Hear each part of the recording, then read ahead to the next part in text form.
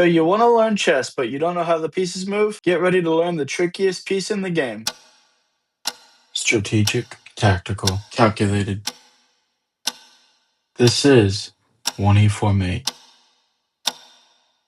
Hey guys, what's up? Welcome back to 1e4 mate. Today we have episode 4 of our How to Play Chess series for beginners, where we cover how the knight moves. If you missed the last video about the pawns, go check that out and make sure you subscribe so you don't miss out on the rest of the series. And with that, let's get into it. So here we have the knight, and if you see this arrow, it tells you exactly the direction the knight moves in an L shape. The knight is a unique piece in that it is the only piece that moves in this weird shape. Every other piece either moves on a file, a rank, or a diagonal, except for the knight here. Here we have it where we see that these knights are here in the center. This black knight here can control 8 squares at a time. Because it's in the center, it's nice and centralized. And the same with this white knight, it controls the dark 8 squares. Whereas if you come over here and look at this knight, it only has 4 options that it can go to, because half its squares obviously don't exist. So that's why they have a saying called the knight on the rim is dim, because this isn't really a great square that you want your knights. You want your knights in the center where it can jump anywhere it wants to. So then we go to this guy all the way over here in the corner. It's only got 2 squares. It's even more limited. So you don't want your knight to be stuck in a corner somewhere or trapped on the side over here where it only has 4 squares that it can control. You want it out here and right out in the open where it can control as many squares as possible on the board. So the next thing we're going to go over is this right here. So here we have where both of these knights can see the same squares. They're defending each other. So a king by themselves will never be able to take either of these knights. And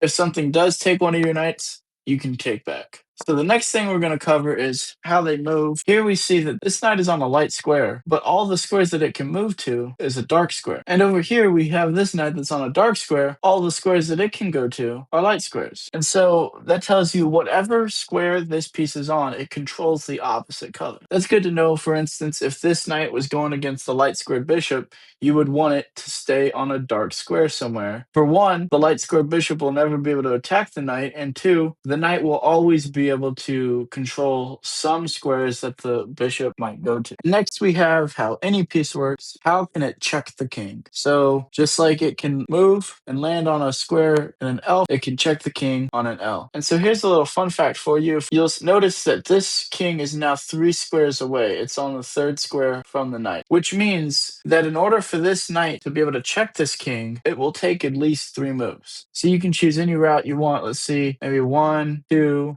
3, and then the king would be in check, or 1, 2, 3, and then the king would be in check, or pretend the king wouldn't take for a second, 1, 2, 3, and the king would be in check. So if you ever have your king going up against your opponent's knight, a good rule of thumb is to kind of try and position it 3 squares diagonally from this knight to keep out of any checks for at least 3 moves. And so the next thing I wanted to show you guys is how the knight can still move even when there's pieces in the way. So it can still go here. You can still come over here and still come out here. So it doesn't matter if these were your pieces or the opponent's pieces, it can still move in the way. And so the last thing I wanted to show you guys is, let's move the king here. So do you guys notice anything about the king's move? Why it's considered a blunder is because we can move here and check the king and attack the queen. And something else interesting about the knight is the only piece that can attack the queen, and the queen cannot capture it back. So if a pawn attacks it, or a bishop attacks it, or a rook attacks it, the queen would be able to capture all of those pieces back. But a queen has to move out of the way. So once the king moves, we have a fork and can take the queen with check. So I hope this video was a help to you in any way to understand this really kind of weird piece a little bit better. If you enjoyed this video, please go give it a like and make sure you subscribe so that you don't miss the rest of the series, How to Play Chess. And the next video we'll be doing is about the bishop and everything you need to know about how it moves. So make sure you stay tuned for that. And in the meantime, remember, every move matters, so make yours count. I'll see you guys in the next video.